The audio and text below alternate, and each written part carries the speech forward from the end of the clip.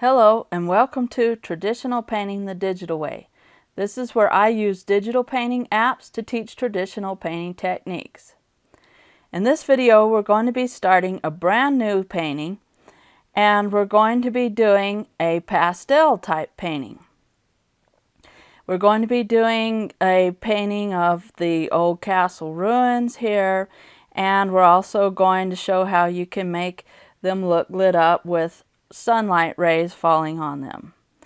So if you're following along traditionally, here is the list of pastel materials that I use. I use stick pastels, pastel pencils, and there are tons of different kinds of brands. And you can use Alpha Color, which is a cheaper brand, or you can use Rembrandt or Unison, or just a whole bunch of different kinds of brands, just depending on how much you want to pay and how much there are. I also use a big eraser, an eraser stick, blending stumps, a rag or a paper towel, a pencil sharpener for the pastel pencils, and the paper I would use is pastel or watercolor paper. So here are some of the pastels that I use. I use stick pastels, and I also use pencil pastels. Stick pastels you can use for big areas of painting on your picture, like sky and big areas of land. And then the pastel pencils I like to use more for detail work. And like I said before, there are tons of different brands, and it just depends on how much you want to pay for your pastels.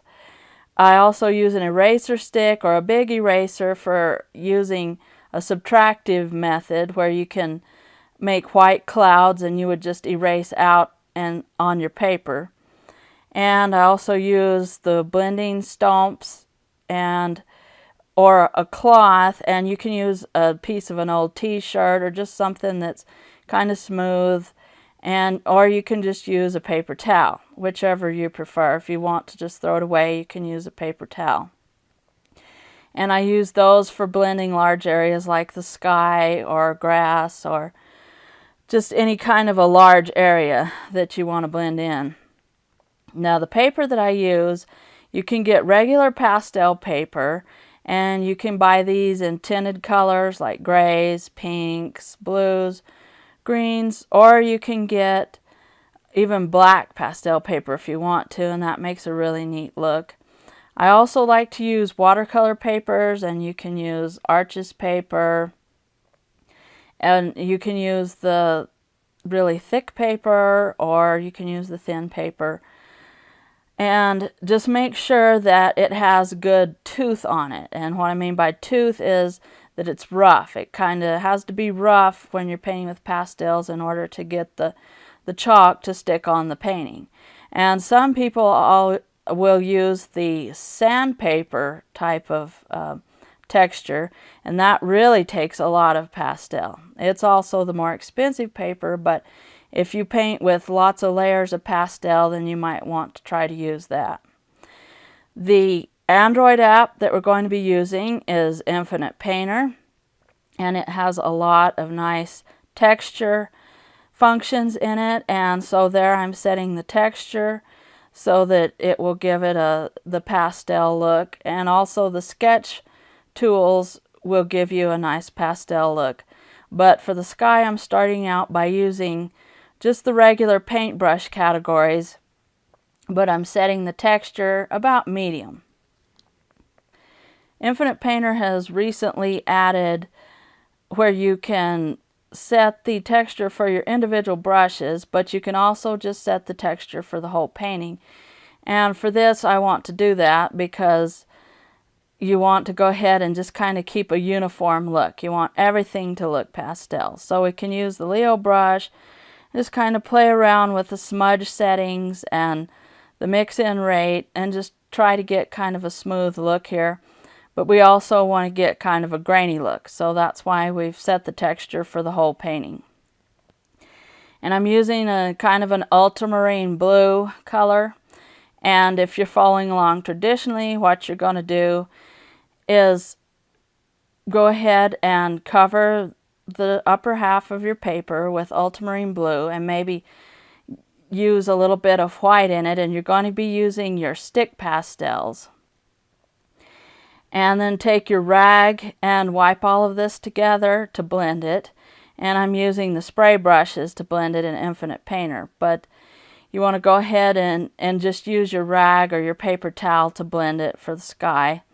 And I'm throwing in a little bit of a bluish green color, and you can do that when you're following along traditionally.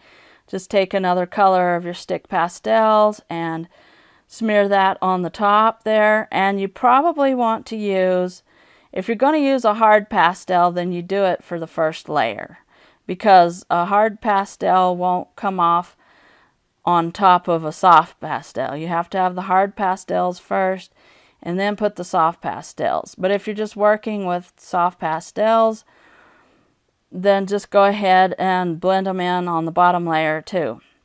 Here I'm starting on the clouds, and you want kind of a light yellow color or a light yellow ochre, and throw in a little bit of white. It just depends on your pastel set. If you have a whole bunch of in-between colors, then you can add lighter yellows and light grays.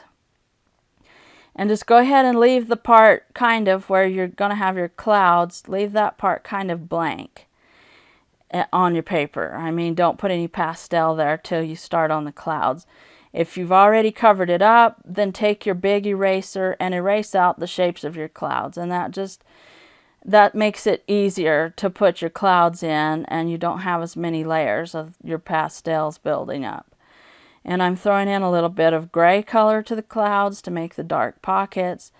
Throwing in a little bit of yellow ochre, more yellow ochre, just to give color to the clouds. And then you want to try to blend in the clouds, and you can use your blending stomps. And you can add a little bit of color on top of the blue, and then you can blend it in. And again, use your blending stomps for this. Blending stomps will not wipe away as much of the pastel as a rag would, so you might want to use your blending stomps for that. And then you can also go ahead and use the rag a little bit for the bigger areas of the cloud, but you might just want to start using your blending stomps. And here I'm just kind of using the painting brushes, and one advantage of digital is that you can erase back out again. If you get too much cloud and you're doing this traditionally, just go back over it with your blue pastel, or erase it back out and then add some more blue pastel. Pastel is a pretty easy and forgiving medium to work with too. So here I'm using the spray brushes for blending. It gives it a pretty good pastel look in Infinite Painter.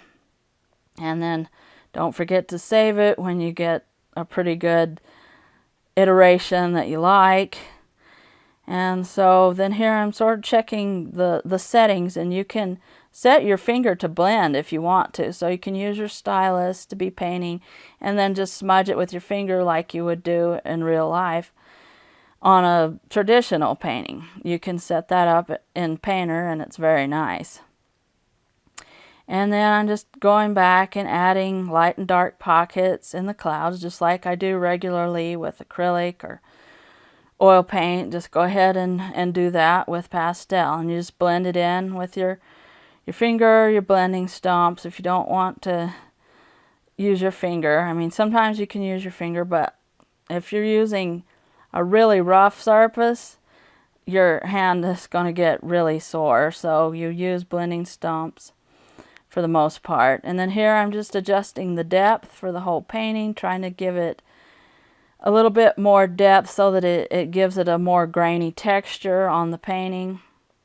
And I'm just going back and adding pockets of dark and light and medium in here, and throwing in some more yellow ochre into the clouds just to give it some variation. And this photo reference that I found off of Pixabay. They've got a whole bunch of nice castle ruins references, so I decided I liked the clouds on this one. And then I'm just adding more highlights on the edges of the clouds, going back and putting a little bit more of a detail to the clouds. And you can use your pastel pencils for this. When you start to get more detail work, then you might want to switch to one of your pastel pencils. And so I'm just adding pockets of dark and light again, and adding the light color on the edges, just following along with my photo reference, and smudging them in as with the stomp, probably, because you're starting to get more detail work. So you're going to want to use your blending stomps more when you start to get into the detail work. And then I'm adding light grays and a little bit darker grays. We're keeping this sort of the yellow ochre color and kind of bluish grays and dark grays, just to kind of give this cloud its color, because we want it to look kind of yellowish. I thought this was a really neat photo reference, so I really liked the colors in that picture. So again, I'm just blending, and I'm using the spray brushes to blend and give the pastel look with Infinite Painter. And it also just kind of smudges out the edges. It softens them just a little bit and just makes everything look softer, because pastel paintings usually look a little bit soft. Even when you have highly detailed pastel paintings, they do have this really soft look. So that's kind of what we're wanting to get here, because even though it's a digital painting, we're trying to mimic the pastel look here. And that's one of the things I like about this program, is that you can mimic all kinds of traditional media. So this is the end of part 1 of our Castle Ruins series. And in part 2, we're going to finish up the clouds and put in the hills, the background hills and the foreground hills, and add the water. So thanks everybody for watching. Thank you so much for your support. If you have any questions, just leave them in the comments down below, and I will catch you later.